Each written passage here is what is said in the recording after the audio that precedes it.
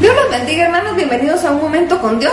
Vamos a continuar aquí con la historia que nos está narrando el primer libro de Samuel y nos corresponde el capítulo 13 y dice así: había reinado Saúl 1 año, y cuando hubo reinado 2 años sobre Israel, escogió luego a 3,000 hombres de Israel, de los cuales estaban con Saúl 2,000 en Micmas en el monte de Betel, y 1,000 estaban con Jonatán en Gabaa de Benjamín.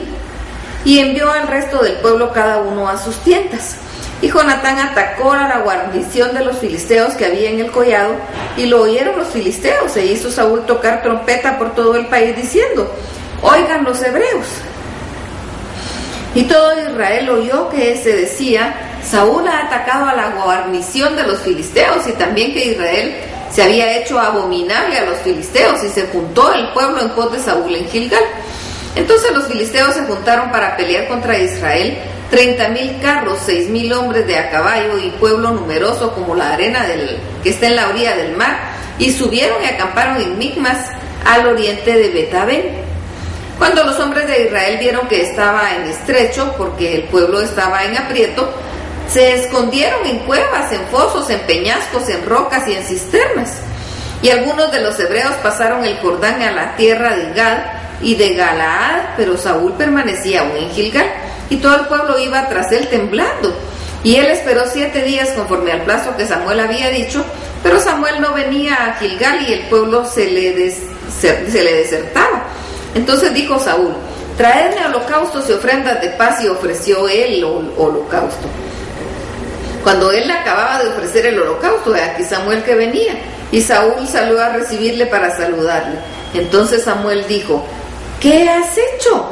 Y Saúl respondió: porque vi que este pueblo se me desertaba y tú no venías dentro del plazo señalado, y que los filisteos estaban reunidos en Micmas. Me dije: ahora descenderán los filisteos contra mí a Gilgal, y yo no he implorado el favor de Jehová. Me esforcé pues y ofrecí holocausto.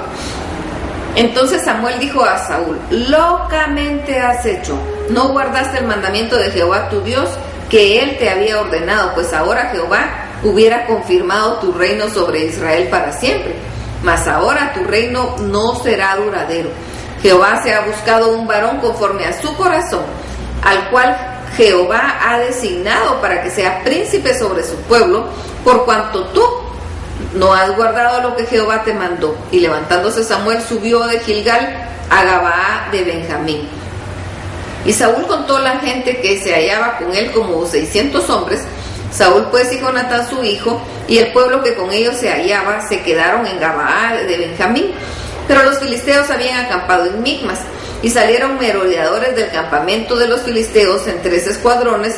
Un escuadrón marchaba por el camino de Ofra hacia la tierra de Sual, y otro escuadrón marchaba hacia Bet-horón, y el tercer escuadrón marchaba hacia la región que mira al valle de Zeboim, hacia el desierto. Y en toda la tierra de Israel no se hallaba herrero, porque los filisteos habían dicho para que los hebreos no hagan espada o lanza, por lo cual todos los de Israel tenían que descender a los filisteos para afilar cada uno la reja de su arado y su asadón, su hacha o su hoz. Y el precio era un pim por las rejas de arado, por los asadones, y la tercera parte de un siclo por afilar las hachas y por componer las aguijadas. Así aconteció que en el día de la batalla no se halló espada ni lanza en mano de ninguno del pueblo que estaba con Saúl y con Jonatán, excepto Saúl y Jonatán su hijo, que las tenían. Y la guarnición de los filisteos avanzó hasta el paso de Micmas. Bien, Saúl había sido escogido por Dios como rey, porque el pueblo le había pedido rey, y Saúl había sido obediente. Lamentablemente, ya estando Saúl en el poder y teniendo él la autoridad, él no quiso honrar a Dios. Él actuó mal. Él creyó que con ser el fuerte y ser el rey y tener a todo el ejército, eso era suficiente para la victoria. No, no es así. Necesitaba la autorización de Dios. Nosotros no podemos actuar solo porque nosotros creemos que tenemos la fuerza y el poder. No, tenemos que tener a Dios de nuestro lado, si no es un rotundo fracaso. Él pensó incluso que podía él ofrecer el holocausto a Dios y hacer las cosas porque según él solo era un rito. No era un rito, era lo que Dios había ordenado, pero Dios había dicho cómo tenía que ser. Y él no quiso esperar a Samuel, porque él dijo: este no se apura y yo soy quien tiene que actuar. Muchas veces somos así de arrebatados como lo fue Saúl. Hacemos las cosas y pensamos que Dios no lo va a hacer, y entonces como Dios no lo hace, mejor lo hacemos nosotros. No se trata de eso. Tenemos que esperar cuando Dios diga. Es que no te apurabas. Él era el varón de Dios y él sabía y estaba cumpliendo lo que Dios le decía. Por eso Samuel le dice a Saúl: locamente has actuado, porque Dios iba a confirmar tu reino y ahora no lo va a hacer. Se ha buscado ya un varón conforme a su corazón. Nosotros debemos tener cuidado, no nos desviemos del plan de Dios. Él empezó en el plan de Dios, pero se desvió. Tristemente se desvió. Se vio con poder, él se vio bien, él se vio rodeado de muchos hombres y dijo: aquí ya puedo, aquí ya voy a poder hacer esto y yo no necesito más, ni siquiera de Samuel, que era el hombre de Dios, ni siquiera consultar a Dios. Hay que hacer el ritual, pues hagámoslo y ya estuvo. No nos apresuremos, que esto nos sirva de ejemplo de lo que no se debe hacer. Él se sintió con poder, con autoridad, y entonces quiso hacer lo que se le daba la gana. Peguémonos a Dios, esperemos en Él. Si algo no se da en el momento que nosotros esperamos y somos desesperados, es porque Dios no quiere. Esperemos que sea su momento, esperemos que Dios diga, y entonces así va a ser. Y no que después vamos a culpar a Dios y a decirle: es que no se hizo como tenía que ser, pero nosotros no esperamos. Así que no nos adelantemos, confiemos en Dios, esperemos en Dios, y Él va a hacer, Él va a actuar. En su momento, Él va a actuar. Todo lo que Él dijo lo va a hacer, pero es en el momento que Él diga, no cuando a nosotros se nos antoje.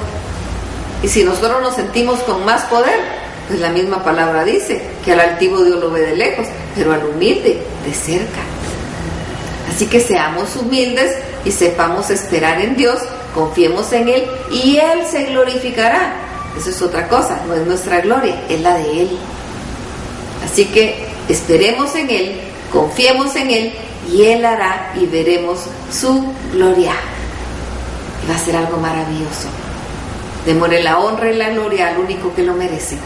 Así que vamos a platicar con Dios, vamos a darle gracias por su amor, vamos a darle gracias porque Él está con nosotros y vamos a esperar en Él.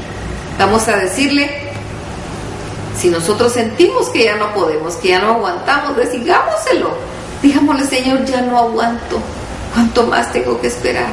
Ten misericordia de mí. Y Él va a tener misericordia y va a apresurar los tiempos para que se dé en el momento que Él diga, pero que nosotros tengamos la paciencia para esperar, porque es parte de lo que Él espera, es parte de lo que está forjando nuestro carácter, esa paciencia que Él espera que tengamos, porque la paciencia produce prueba y la prueba produce fe. Así que tengamos paciencia, soportemos la prueba y Él nos va a llenar de fe. Vamos y platiquemos con Él y digámosle: ayúdame a tener paciencia, a soportar la prueba y lléname de fe, porque quiero honrarte, quiero glorificarte y quiero bendecirte. Y vamos a ver, asombrados, sorprendidos, la gloria de Dios, la gloria que va a venir si nosotros sabemos tener paciencia, pasar la prueba y llenarnos de fe. Así que glorifiquémoslo, tomemos fuerzas de Él, no luchemos nosotros con nuestras propias fuerzas, tomemos de sus fuerzas y veremos su gloria. Hablemos esto con Él, propongámoselo a Él, pidámosle de sus fuerzas y alabémoslo, glorifiquémoslo y bendigámoslo. Y preparémonos porque vamos a ver su gloria. Que el Señor los bendiga.